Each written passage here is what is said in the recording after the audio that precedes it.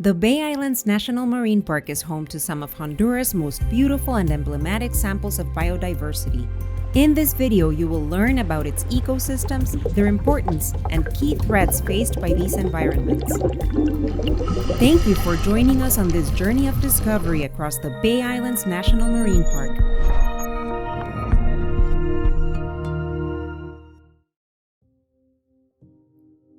Mangroves are groups of trees found in tropical and subtropical latitudes. Well adapted to salt water, they grow along coastlines where the ocean meets land.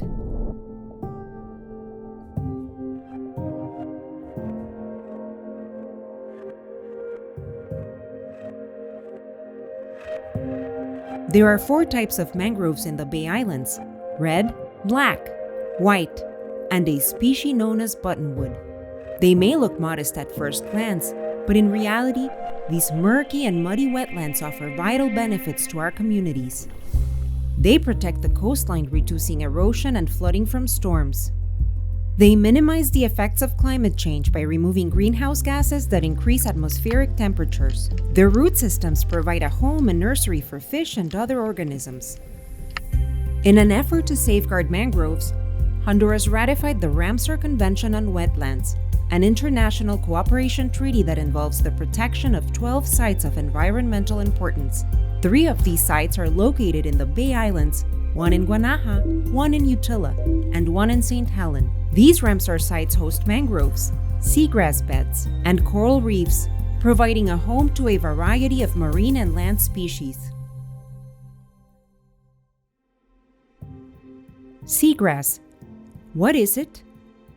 Seagrasses are plants that flower and reproduce via seeds, as opposed to non-flowering plants that reproduce via spores or other methods. They are unique because they are the only flowering plants to reproduce in marine environments, typically in shallow water spreading out in large beds near the coastline. There are 2 types of seagrass species found in the Bay Islands. Commonly known as turtlegrass, Thalassia testudinum is the most common type of seagrass species in the Caribbean and is easily identified by its flat and ribbon-like blades. Syringodium filiforme, known as manatee grass, has blades that are longer and cylindrical in shape. They are usually found mixed in extensive meadows near shore. Because of this proximity to land, they are more susceptible to human impacts. Seagrasses serve as a source of food for many species. They provide a home and nursery for juvenile fish. They help stabilize the seafloor, preventing erosion during storms.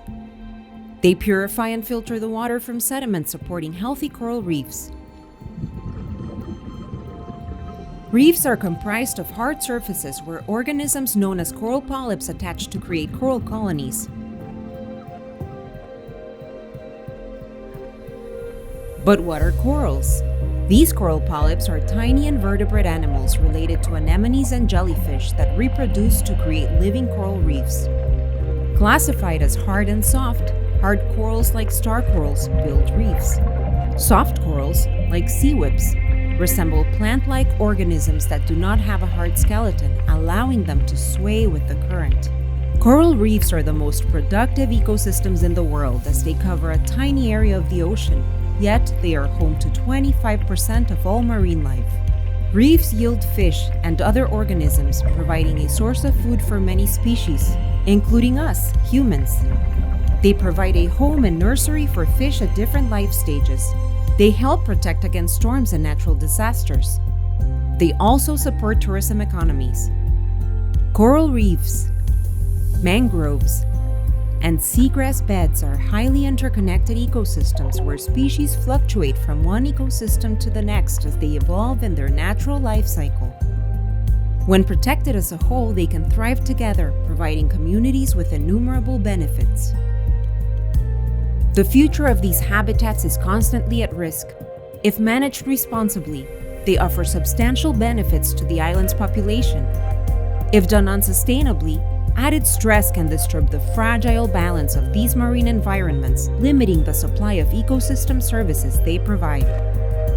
Common threats include activities that result from unsustainable urban development such as deforestation and dredging of the seafloor, plastic waste and increased water pollution from inadequate sanitation systems, unsustainable tourism and fishing practices that pose long-term damage to the environment. A healthy coastal destination starts by getting to know your surroundings. Learn more about the Bay Islands marine environment and help us in our pursuit of preserving these valuable ecosystems so we can ensure the sustainability and longevity of the Bay Islands National Marine Park.